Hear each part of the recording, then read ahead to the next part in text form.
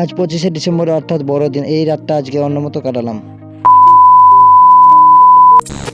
আজকে আমরা তিনজনে মিলে বেরিয়ে পড়ি বিরুয়া যাওয়ার জন্য। বিরুয়া একটা সংস্কৃত অনুষ্ঠান হচ্ছে, তাই বেরিয়ে পড়ি আমরা। তাড়াতাড়ি করে আমরা বিরুয়া চলে আসি, যেখানে সংস্কৃত অনুষ্ঠানটি হচ্ছিল সেখানে চলে আসি। আমরা এখন আসলাম, এখন এসে দেখছি প্রায় অনুষ্ঠানটি শেষের দিকে। অনুষ্ঠান শেষ হয়েছে তো কি হয়েছে, কিন্তু অনেক দোকান ছিলই, তার জন্য আমরা ফুচকা খাওয়ার জন্য ফুচকার দোকানে চলে আসি। এখান থেকে বেরিয়ে পড়লাম আমরা চাচল যাওয়ার জন্য, কেননা আজকে এই যে 25শে ডিসেম্বর অর্থাৎ বড়দিন উপলক্ষে একটি বড় অনুষ্ঠান হচ্ছিল চাচলে।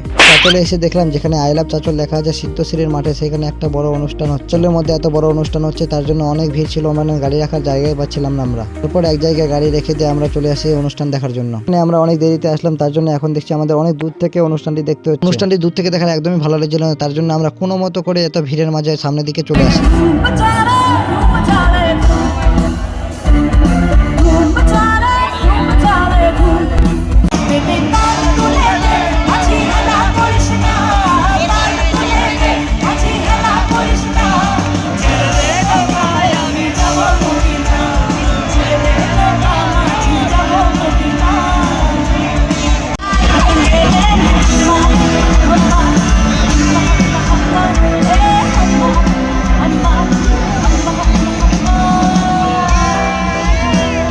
অনুষ্ঠানটি আমরা অনেক সামনে থেকে দেখছিলাম, তাই আমরা অনুষ্ঠানটি শেষ হবার কিছুক্ষণ আগে আমরা বেরিয়ে পড়ি এখান থেকে, কেননা যে অনুষ্ঠানটি শেষ হবে তখন অনেক ভিড় হবে, রাস্তার মধ্যে অনেক জ্যাম হবে।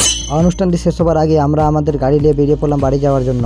রাত্রি অনেক হয়ে গেছিল, তাই আমাদের অনেক খিদা পেয়েছিল। এই যে বাস স্ট্যান্ডের কাছে যে কলকাতা আর্সেনাল বিরিয়ানির দোকান আছে, সেখানে আমরা বিরিয়ানি খাওয়ার জন্য চলে আসি। তাড়াতাড়ি করে আমরা এখানে বিরিয়ানি খেয়ে আমরা বেরিয়ে পড়ি বাড়ি যাওয়ার জন্য। বিরিয়ানি খাওয়ার পর যদি চা না খাওয়া হয় তাহলে কিরকম লাগে, তার জন্য আমরা চা খাওয়ার জন্য সবাই চলে আসি একটা চায়ের দোকান। চায়ের দোকান থেকে এখন আমরা বেরিয়ে পড়লাম বাড়ি যাওয়ার জন্য, কেননা অনেক রাত হয়ে গেছিল, তার বেশি লেট করে লাভ নাই, তার জন্য আমরা এখন বাড়ি যাচ্ছি।